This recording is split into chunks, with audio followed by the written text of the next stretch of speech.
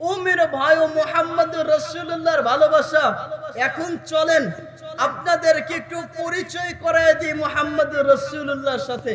পরিচয় সবারই আছে, সবাই জানি মুহাম্মদুর রাসূলুল্লাহকে, সবাই চিনি মুহাম্মদুর রাসূলুল্লাহকে। আর একটু চিনাই যেন দিলের মধ্যে ঢুকায়া দিতে পারি মুহাম্মদুর রাসূলুল্লাহকে। আলোচনা তো হচ্ছে মুহাম্মদুর রাসূলুল্লাহকে নিয়ে। আমার তো দিলে চায় প্রতি ঘরের মধ্যে যদি শুধু আলোচনা হয় মুহাম্মদুর রাসূলুল্লাহ, হাটে আলোচনা হয় মুহাম্মদুর রাসূলুল্লাহ, ঘাটে আলোচনা হয় মুহাম্মদুর রাসূলুল্লাহ, রাস্তায় আলোচনা হয় মুহাম্মদুর রাসূলুল্লাহ, মাহফিল আলোচনা হয় মুহাম্মদুর রাসূলুল্লাহ। মান হাব্বা শাইআন, যে যেই জিনিসকে বেশি ভালোবাসে সে ওই জিনিসকে বেশি স্মরণ করে। এটাই মুহাব্বতের দাবি, মুহাম্মদুর রাসূলুল্লাহকে বেশি বেশি স্মরণ। চলেন মুহাম্মদুর রাসূলুল্লাহকে একটু পরিচয় করাই। মুহাম্মদুর রাসূলুল্লাহর ভালোবাসা। আমি তো ছোট্ট মানুষ, মুহাম্মদুর রাসূলুল্লাহ যত উম্মত আছে সমস্ত উম্মতের মধ্যে আমি একজন নগণ্য উম্মত। আল্লাহর রাসূলের যত উম্মত আছে সমস্ত উম্মতের মধ্যে আমি একেবারে নিচে তপ্পার একজন উম্মত। আর আমি তো এটা নিয়ে গর্ব অহংকার করি, আমি মুস্তাফার উম্মত, আমি মুহাম্মদুর রাসূলুল্লাহ সাল্লাল্লাহু আলাইহি ওয়াসাল্লামের উম্মত। আমি আমার রাসূলের ভালোবাসা এমনি প্রকাশ করি। আর আপনাদের মধ্যে কেমন আছেন? আপনার বাবার নাম, দাদার নাম, তার বাবার নাম, তার বাবার নাম, ব্যাস। আর কয়টা পারবেন বলেন? পাঁচ পুরুষ? পাঁচ পুরুষ পারবেন কেউ? সাত পুরুষ? ও মেরে ভাই, ও আমার কলিজার টুকরা মুহাম্মদুর রাসূলুল্লাহ, যার এক পুরুষ আর দুই পুরুষ, পাঁচ পুরুষ আর 10 পুরুষ না। আমি তো আমার নবী থেকে শুরু কইরা অব্বাজান আদম পর্যন্ত, আদম সফিউল্লাহ যিনি কিনা সর্বপ্রথম মানুষ, উনার পর্যন্ত আমি নবীর বংশ আপনাদেরকে শুনাইয়া দিতে পারবো ইনশাআল্লাহ। আল্লাহ যদি চায় চলেন না একটা শুনাই নেই।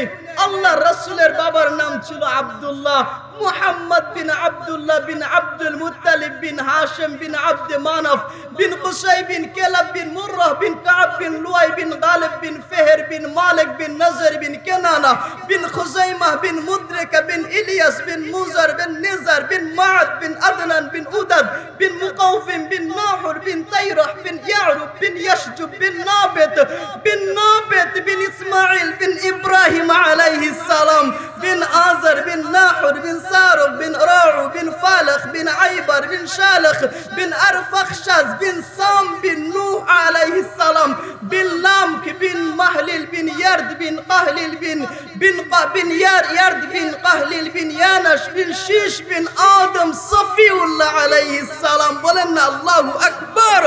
আল্লাহ রাসূল থেকে শুরু কইরা আদম আলাইহিস সালাম পর্যন্ত আমার নবীর বংশ এখনো পর্যন্ত আছে, কিয়ামত পর্যন্ত থাকবে।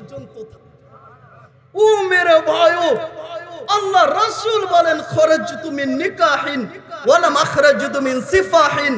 আল্লাহ রাসূল বলে, ও উম্মত শুনো, খরাজতু মিন নিকাহিন ওয়া লাম আখরুজ মিন সিফাহিন।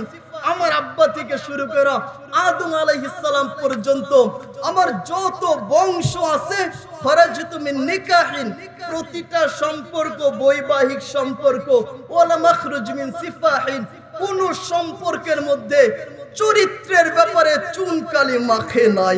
আমার রাসূল তো ওই রাসূল। ও মেরে ভাইও, মুহাম্মদুর রাসূলকে যদি পরিচয় করায় দিতে চাই, আপনাদেরকে পরিচয় যদি করায় দিতে চাই, তাইলে আলোচনা তো অনেক দূরে।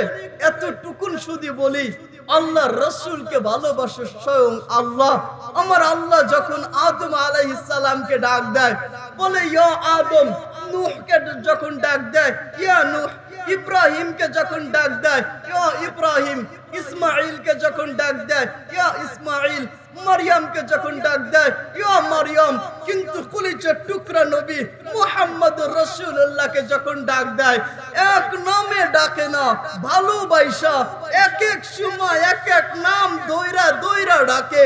কখনো ডাকে আহমদ, কখনো মুহাম্মদ, কখনো মাহি, কখনো হাশির, কখনো আকিব, কখনো ফাতিহ, কখনো আবুল কাসিম, কখনো তাহা, কখনো ইয়াসিন, কখনো মুজাম্মিল, কখনো মুদ্দাসির, কখনো শাহিদ, কখনো মুবাশশির, কখনো নাযির, কখনো দাঈ ইলাল্লাহ, কখনো সিরাজাম মুনির, কখনো রাহমাতুল লিল আলামিন, কখনো কাফাতাল লিন নাস বাশীরা ওয়া নাযীরা। হাই নবী মে রহমত লাকাব পানে ওয়ালা, মুরাদ গরিব কি বরনে ওয়ালা, ইতিমু का वाली गरीबों का मौला, बुलंद शिके दिल में घर करने वाला, वो अहसन मिनका लम तर कत्तु आईनी, वो अजमल मिनका लम तलिद निसा।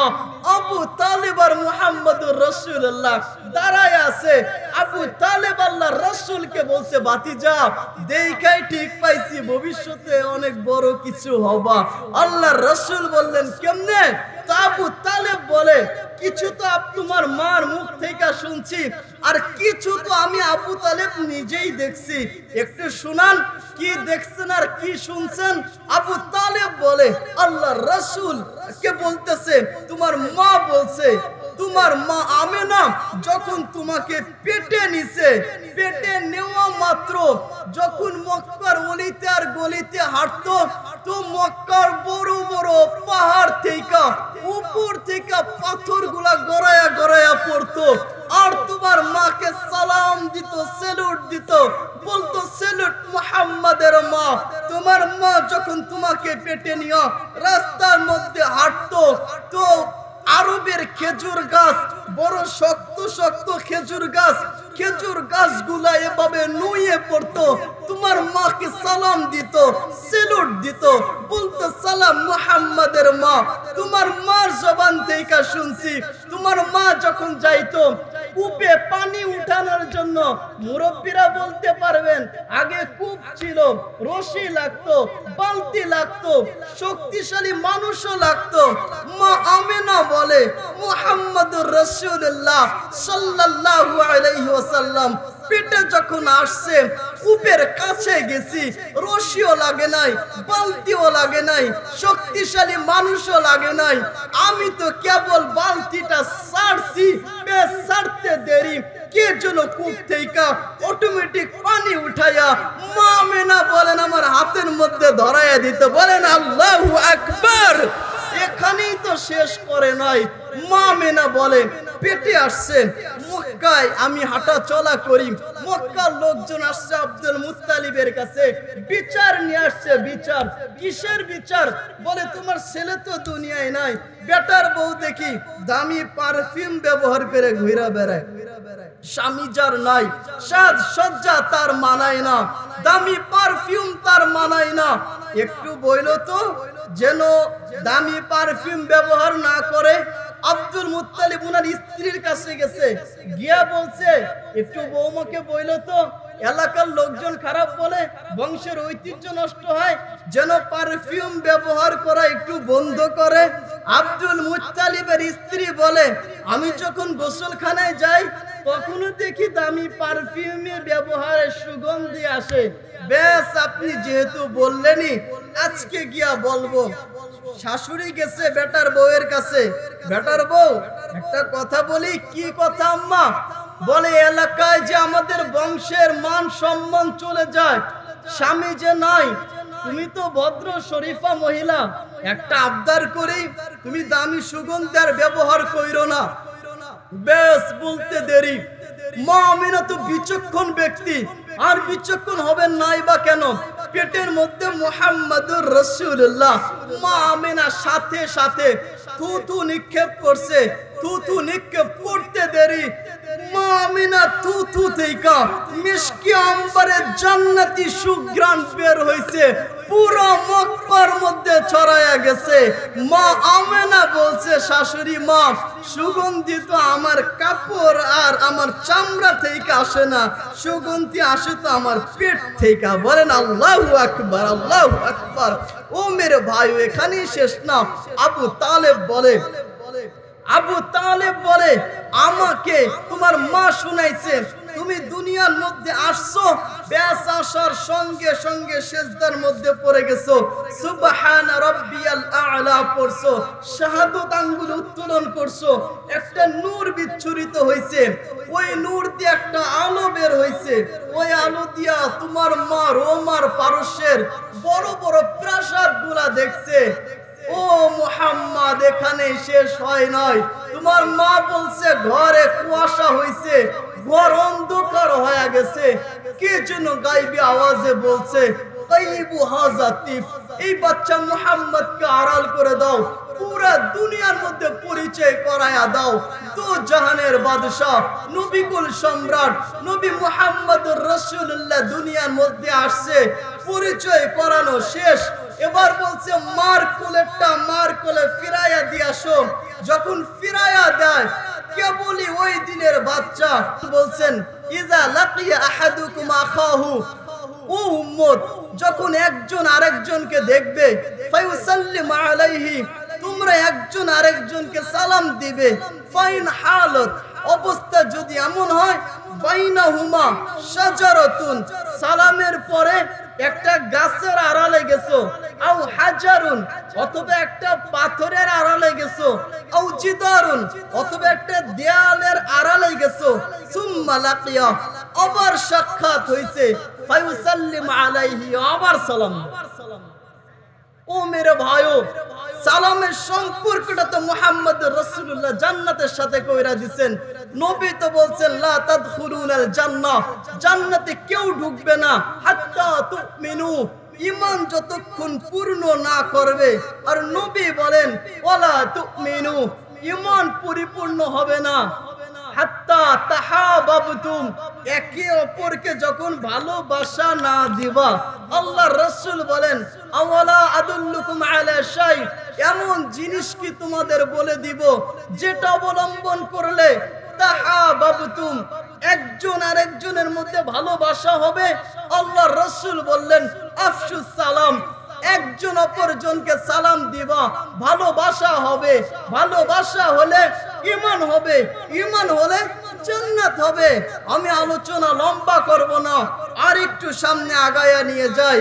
আল্লাহর রাসূল বলছেন, আসসালামু মিন আসমাইল্লাহ, সালাম তো স্বয়ং আল্লাহর নাম, ফাআফশুহু, তোমরা বেশি বেশি সালামের প্রচলন করো। ও মেরে ভাই, ও সালাম তো জান্নাতি পরিবেশ। কারণ যখন সর্বপ্রথম মানুষ জান্নাতে ঢুকবে, তখন ফেরেশতারা তাদেরকে অভ্যর্থনা দিবে। কি বলে জানেন? সালাম দিয়া সালাম বলবে, সালামুন আলাইকুম বিমা সাবারতুম, সালাম তোমাদেরকে, তোমরা ধৈর্য ধারণ করেছিলা, দুনিয়ায় অনেক কষ্ট করছিলা, আজকে তোমাদের জন্য জান্নাত, আসো জান্নাতের মধ্যে, তোমাদেরকে সালাম।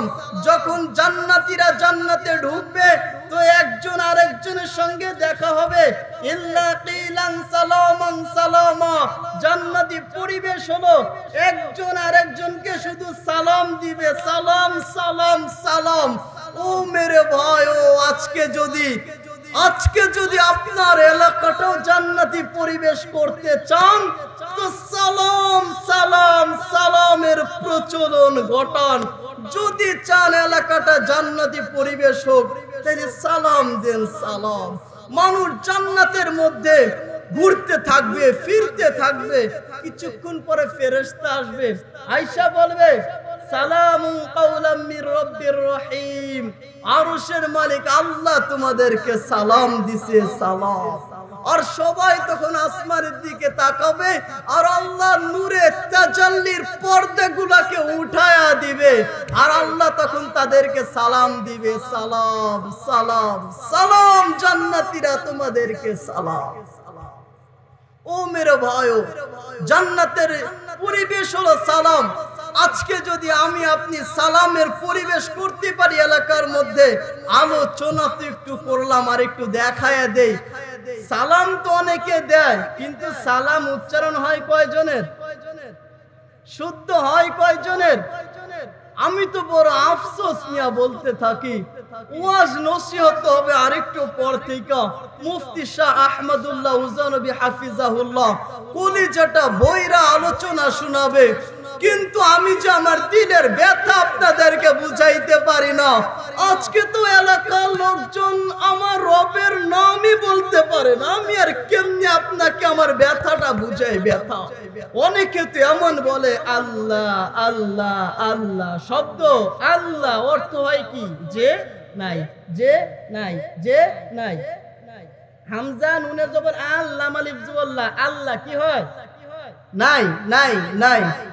দিদার সে বলতেছে আল্লাহ আল্লাহ আল্লাহ আল্লাহ আল্লাহ, নাই নাই নাই। এর থেকে দুঃখ আর কি হইতে পারে আমারে বুঝান? এর থেকে কষ্টের আর কি হইতে পারে আপনি আমারে বুঝান? যেই মালিক আপনাকে অক্সিজেন দিছে বাঁচার জন্য, যেই মালিক আপনাকে দুইটা হাত দিছে কাজ করার জন্য, যে মালিক দুইটা পা দিল চলার জন্য, যে মালিক দুইটা চোখ দিল দেখার জন্য, যে মালিক দুইটা কান দিল শোনার জন্য, যে মালিক সন্তান স্ত্রী বাবা মা আত্মীয়র সম্পর্ক দিল বেঁচে থাকা সহজের জন্য, আজকে যদি মালিকের নামটা উচ্চারণ করতে না পারি, এর থেকে কষ্টের আর কি আছে? আমার তো মাথায় ধরে। আমি তো আপনাদেরকে আর বুঝাইতেই পারি না। একজন মুসলিম হয়ে যদি আল্লাহ এই নামটা উচ্চারণ করতে না পারে, এর থেকে কষ্টের কি আছে বলেন? আজকে এই মাহফিল, প্যান্ডেল, লাইটিং, টাকা পয়সা সব সার্থক হবে যদি আমার মালিকের নামটা উচ্চারণ করেন। আমার সাথে বলেন আল্লাহ আল্লাহ, মজা নিয়ে আল্লাহ আল্লাহ আল্লাহ আল্লাহ আল্লাহ। কেউ বলবো? কি বলবো? আল্লাহ। কি বলবো? আল্লাহ। সালামটা একটু মস্ক বলি, বলেন আসসালামু আলাইকুম। বলেন হামজার উচ্চারণটা শক্ত করবেন। আসসালামু আলাইকুম, আসসালামু আলাইকুম, আসসালামু আলাইকুম। পারবেন তো ইনশাআল্লাহ? আমি আপনাদেরকে বলি ভাই, যদি আপনি ঠিক হয়ে যান, আগে যদি ইসলাম কায়েম করতে চান, ইসলাম যদি কায়েম করতে চান, আগে ব্যক্তি জীবন ইসলামকে প্রতিষ্ঠা করতে হবে। আপনি ব্যক্তি যদি ইসলামের উপর চলেন, পরিবার ঠিক করেন, পরিবার যদি ইসলামের উপর চলে, সমাজকে ঠিক করেন, সমাজ যদি ইসলামের উপর চলে, ইউনিয়নকে ঠিক করেন, থানাকে ঠিক করেন, জেলাকে ঠিক করেন, বিভাগকে ঠিক করেন, দেশকে ঠিক করেন, দেখবেন হর জায়গার মধ্যে ইসলাম কায়েম হবে ইনশাআল্লাহ। আমি তো আপনাদেরকে বলতে চাই, আলহামদুলিল্লাহ সুম্মা আলহামদুলিল্লাহ, দেশ জালেম মুক্ত হয়েছে। আল্লাহর দরবারে লক্ষ কোটি শুকর সুজুদ আদায় করি, আমার দেশ জালেম মুক্ত হয়েছে। আনন্দের কোনো সীমা নয়, আলহামদুলিল্লাহ, সর্বক্ষণ বলি আলহামদুলিল্লাহ। তবে কথা বলতে চাই, আমার দেশ জালেম মুক্ত হয়েছে, আল্লাহর দরবারে শুকরিয়া আদায় করি। তবে আমার দেশের মধ্যে স্বাধীনতা পেয়েছে আলহামদুলিল্লাহ, কিন্তু আফসোসের কথা হলো, দুঃখ ভারাক্রান্তের কথা হলো, আমাদের মুসলমানরা এখনো বিজয় হয় নাই। কোন ঠিক কিনা? মুসলমানরা এখনো বিজয় হয়েছে কিনা বলেন? আমরা মুসলমানরা এখনো বিজয় লাভ করতে পারি নাই। বলবেন কেমনে বিজয় লাভ করতে পারি নাই? 95% মুসলমানের দেশের মধ্যে আপনি আমারে বলেন, আমার দেশের মধ্যে কুরআনী আইন চালু আছে কি নাই বলেন? আমার দেশের মধ্যে কুরআনী আইন চালু আছে। আমার আল্লাহ বলেন, আয-যানিয়াতু আয-যানি ফাজলিদু কুল্লা ওয়াহিদিন মিনহুমা, যে জিনা করবে তাকে রজম মারো, যে জিনা করবে বেত্রাঘাত করো, জিনা করবে রজম মারতে মারতে দুনিয়া থেকে বিদায় করে দাও। কিন্তু আমার দেশের মধ্যে জিনা করার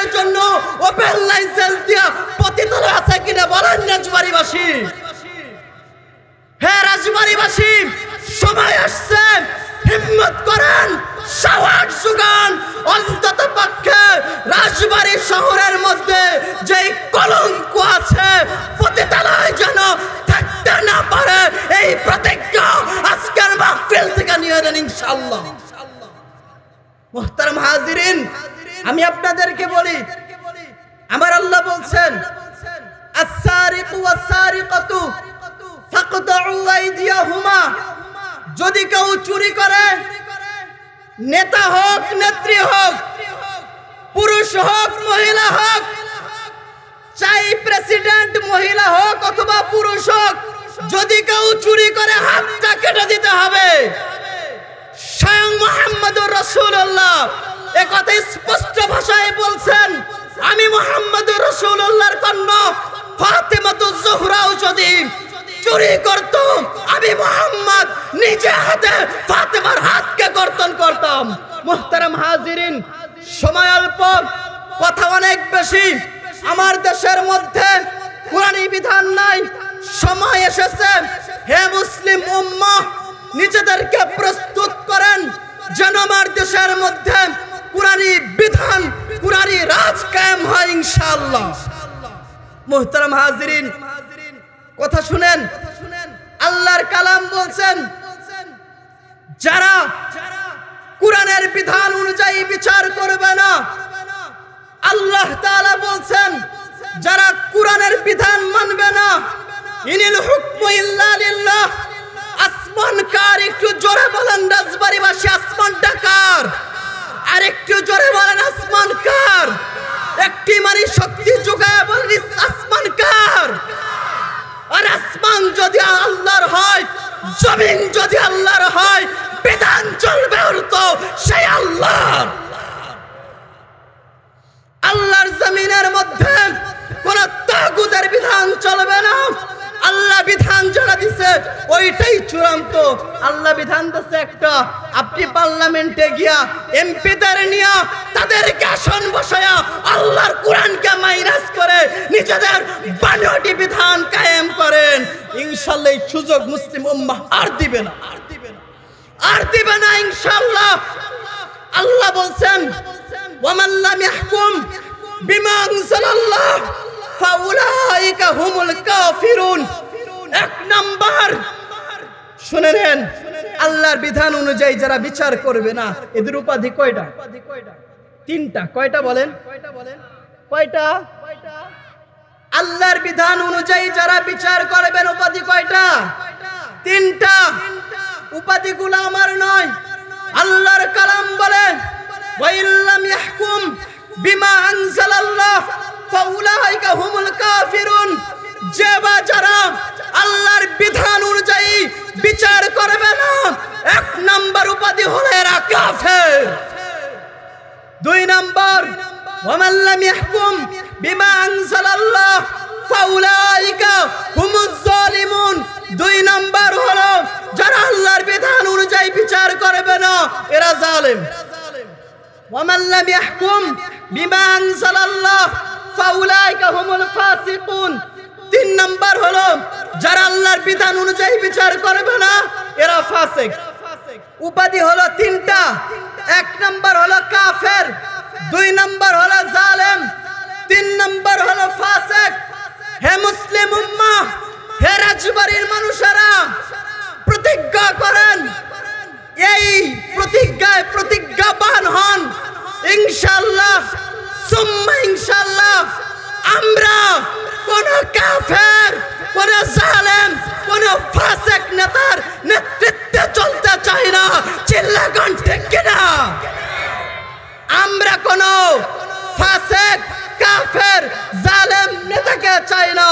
এখনো সময় আছে, প্রতিজ্ঞা করেন, আর যেন কোন প্রতারক, ধোঁকাবাজ, বাটপার, চোরখোর, এরপরে টাকা পয়সা আত্মসাৎকারী এরা যেন চেয়ারে বসতে না পারে।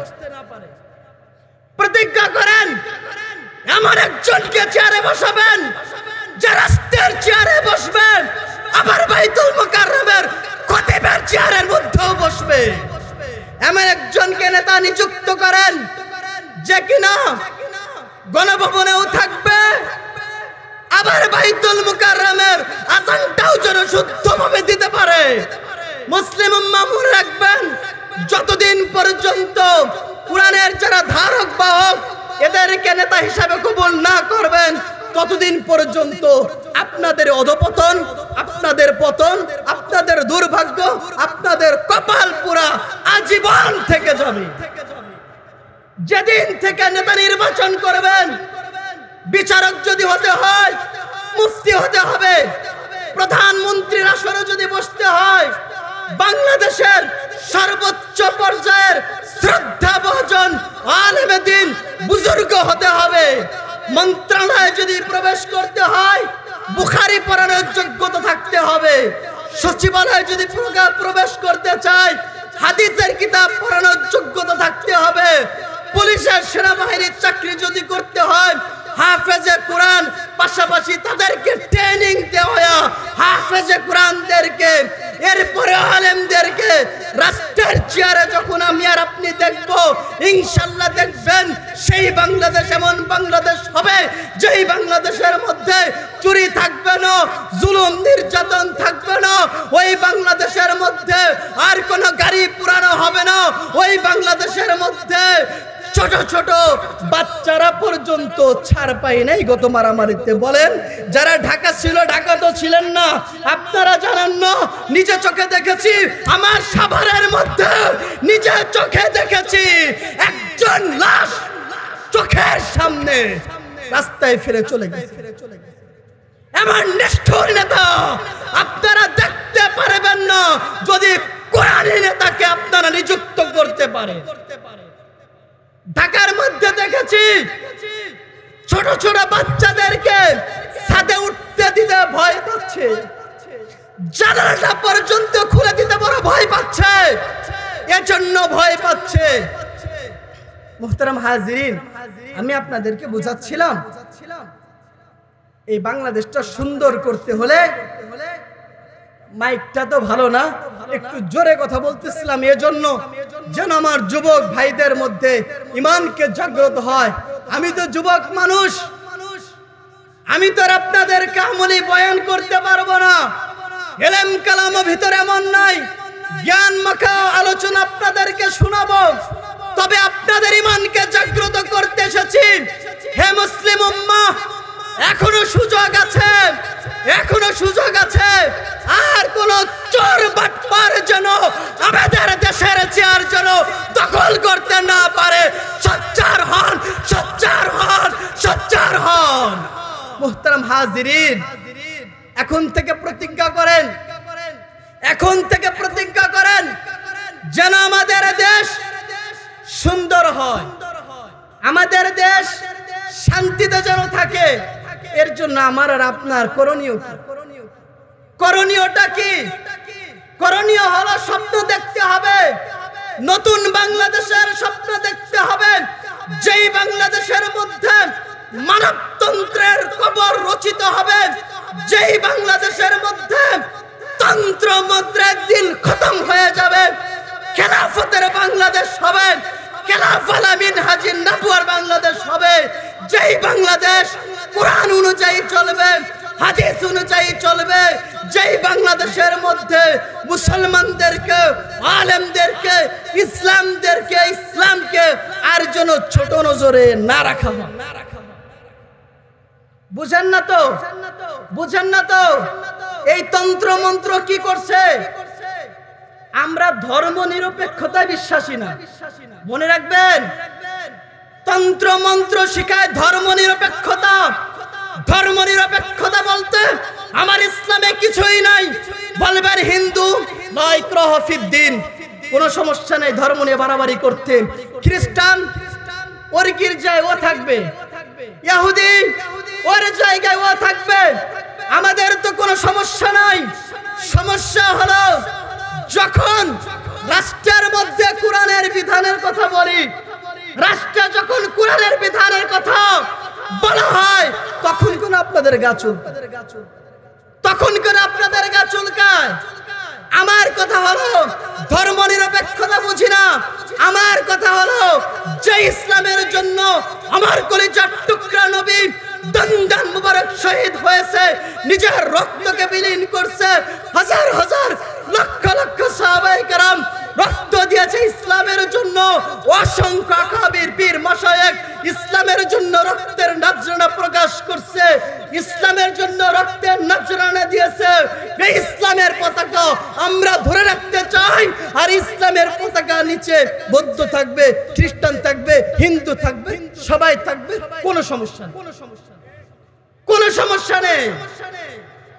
তবে আমার ইসলাম, আমার ইসলাম ইন্নাদ্দিন ইনদাল্লাহিল ইসলাম, আমার আল্লাহর কাছে আমার ধর্ম ইসলাম সব থেকে দামি, সব থেকে পছন্দনীয়। ইসলাম ছাড়া আমার আল্লাহর কাছে গ্রহণযোগ্য আর কোনো ধর্ম নাই। তালে তালে মিলান, তালে তালে মিলান। হ্যাঁ, হিন্দুদেরকে বকা দেই না, তার মানে এই নয় ওদের প্রশংসা করব, এর মানে এই নয় ইহুদের প্রশংসা করব, খ্রিস্টানদের প্রশংসা করব।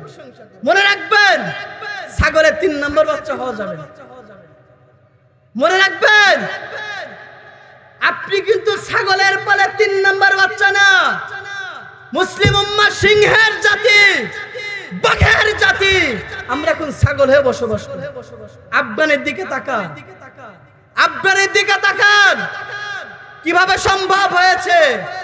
আফগান যেভাবে সম্ভব হয়েছে, বাংলাও সম্ভব হবে ইনশাআল্লাহ।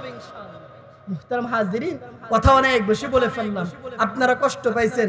আপনাদের কাছে আমি হাত জোর করে মাফ চাচ্ছি। মুহাম্মদ রাসূলুল্লাহকে নিয়ে যে আলোচনাটা করলাম, সুন্নাত নিয়ে যে আলোচনাটা করলাম, আর হালকা পাতলা ইসলাম কায়েম হওয়া নিয়ে যে আলোচনাটা করলাম, আল্লাহ পাক রব্বুল আলামিন আমাদেরকে বুঝবার, আমল করবার তৌফিক দান করুক। আরেকটা কথা একটু সতর্ক করে দেই। কিছুদিন আগে একটা কথা বলে দেই ওনাদের, কিছুদিন আগে আমেরিকা থেকে লোক আসছে। কি জন্য জানেন? এরা মানবাধিকার প্রতিষ্ঠা করার জন্য আসছে। কি অধিকার বলেন? মানব অধিকার, মানে মানবের অধিকার, মানুষের অধিকার প্রতিষ্ঠা করা। আরে মিয়া, মানব অধিকার আমেরিকা থেকে শিখতে হয়। মানব অধিকার শিখাইছে তো মুহাম্মদুর রাসূলুল্লাহ।